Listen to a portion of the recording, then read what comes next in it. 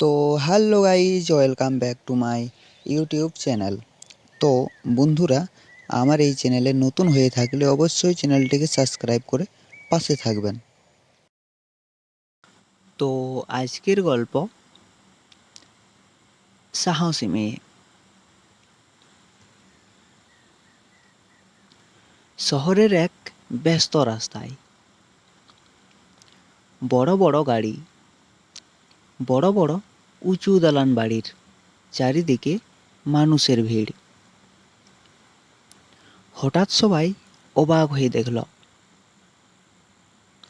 শহরের বড় বড় মানুষরা, মন্ত্রী, অফিসার, ধনী ব্যবসায়ীরা সবাই অবাক হয়ে দেখল শহরের বড় বড় মানুষরা, মন্ত্রী, অফিসার, ধনী ব্যবসায়ীরা সবাই এক ছোট্ট মেয়েকে দেখে স্যালুট করছে। কেউ কেউ মাথা নত করছে। লোকজন ফিস ফিস করতে লাগলো, কে এই মেয়ে? কেনই বা সবাই তাকে এত সম্মান দিচ্ছে? মেয়েটির নাম ছিল মেঘলা। বয়স মাত্র 11 বছর। পরনে সাধারণ স্কুলের পোশাক, কাঁধে পুরনো স্কুল ব্যাগ। দেখতে একদম সাধারণ, কিন্তু তার কাজ ছিল অসাধারণ। কয়েক মাস আগে এই শহরের এক ভয়ঙ্কর ঘটনা ঘটেছিল। এক রাতে একটি বড় হাসপাতালে আগুন লেগে যায়। আগুন দ্রুত ছড়িয়ে পড়ে। ভিতরে অনেক রোগী আর ছোট ছোট শিশু আটকে পড়ে। সবাই ভয় পেয়ে দূরে দাঁড়িয়েছিল। কেউ ভিতরে ঢুকতে সাহস পাচ্ছিল না।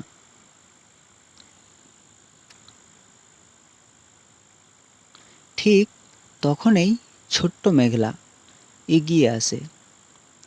সে দেখেছিল হাসপাতালের শিশু ওয়ার্ডে অনেক বাচ্চা আটকে আছে।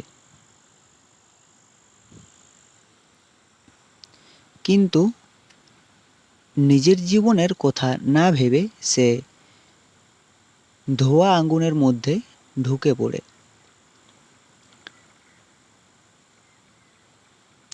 একবার নয়, দুইবার নয়, অনেকবার সে আগুনের ভিতরে ঢুকে ছোট ছোট শিশুদের বের করে আনে। শেষবার যখন সে বের হয়, তখন সে নিজেও অজ্ঞান হয়ে পড়ে। পরদিন খবর ছড়িয়ে পড়ে পুরো শহরে।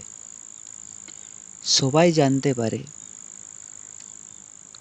যদি মেঘলা সাহস না দেখাতো, তাহলে অনেক শিশুর জীবন বাঁচত না। আজ সেই কারণেই শহরের সবাই তাকে সম্মান জানাতে জড়ো হয়েছে।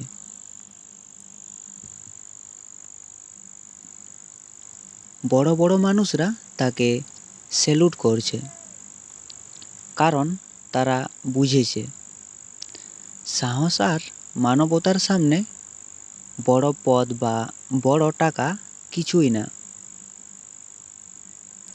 মঞ্চে দাঁড়িয়ে মেয়েটি একটু লজ্জা পেয়ে বলল,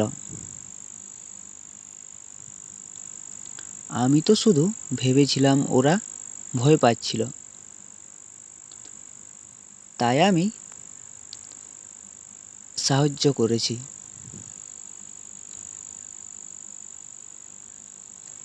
মেয়েটির এই সরল কথায় পুরো শহর নীরব হয়ে যায়। সেদিন শহরের সবাই একটা বড় শিক্ষা পেল।